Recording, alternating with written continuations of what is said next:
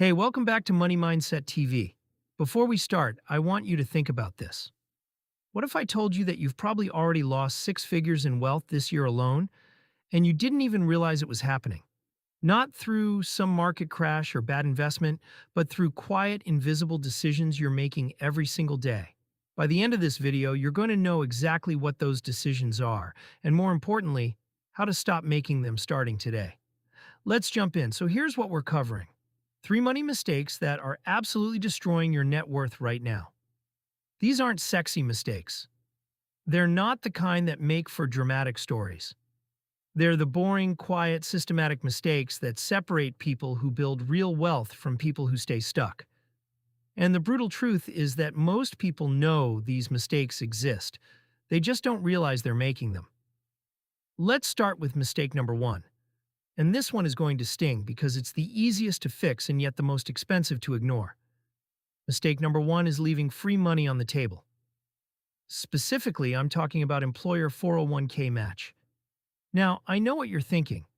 Everyone talks about this. Of course you should take your employer match. But here's what I found.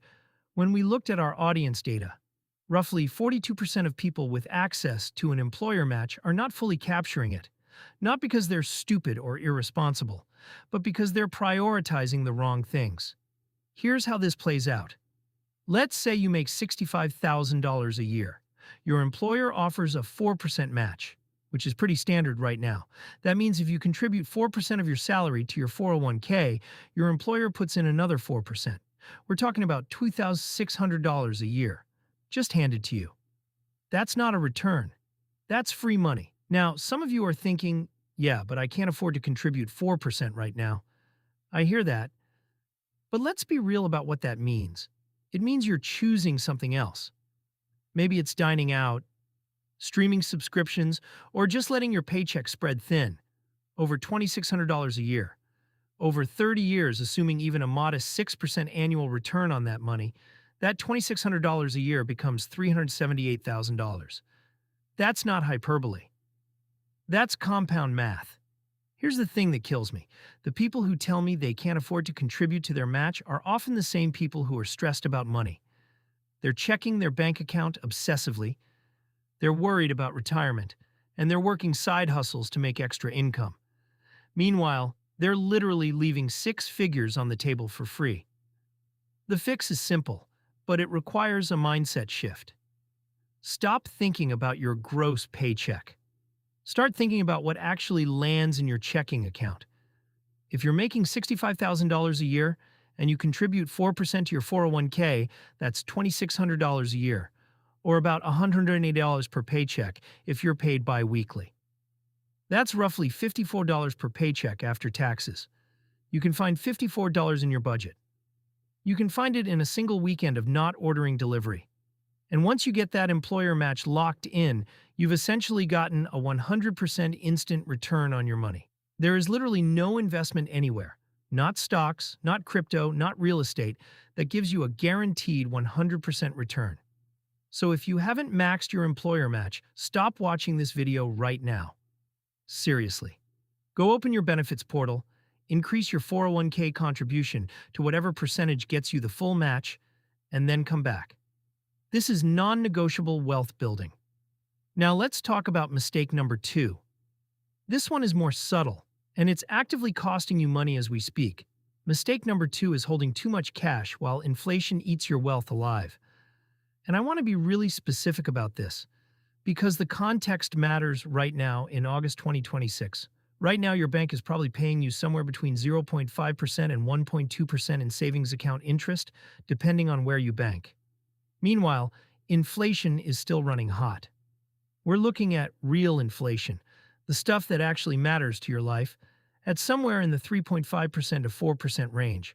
That means every dollar sitting in your savings account is losing 2.5% to 3.5% of its purchasing power every single year. You're literally getting poorer by holding cash. I'm not saying you should dump all your cash into the stock market. You shouldn't. You need an emergency fund. But here's what I'm seeing people do wrong.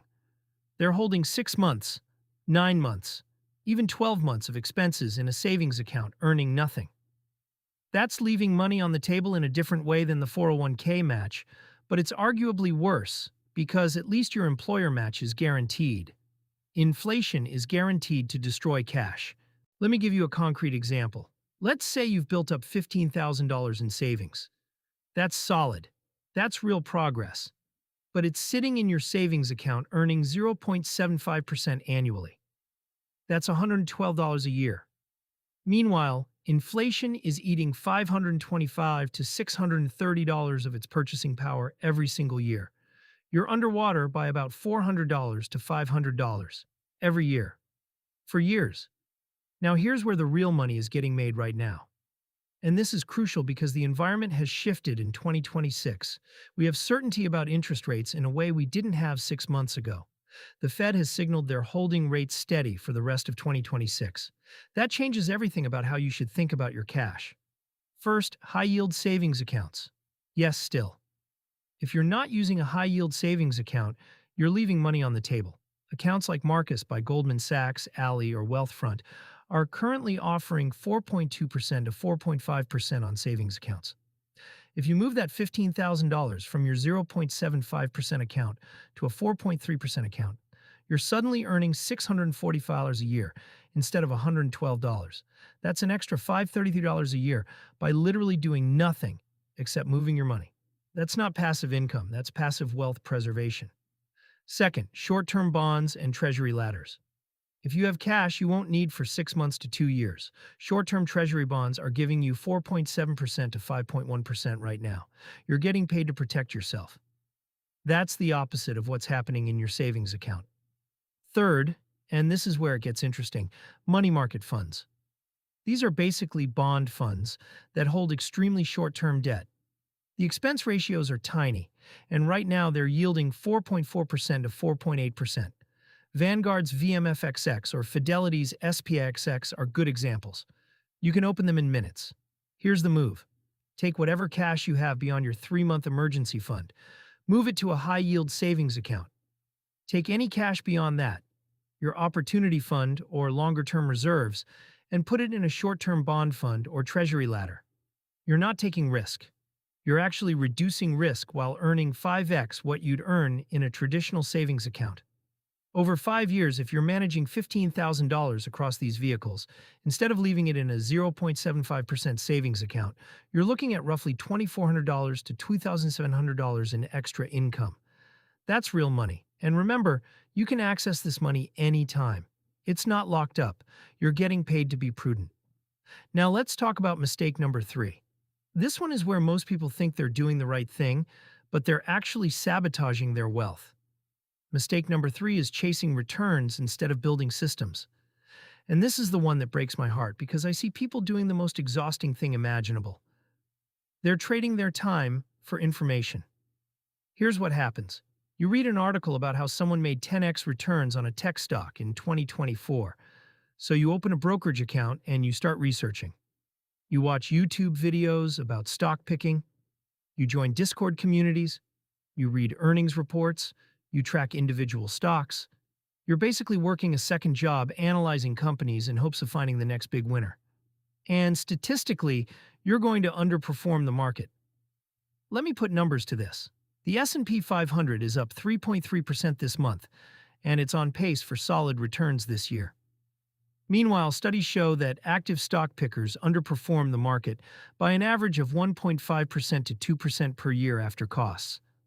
So if you're spending 10 hours a week researching stocks to try to beat the market, you're probably underperforming by 2% annually. If you have $100,000 invested, that's $2,000 a year you're losing through effort and activity.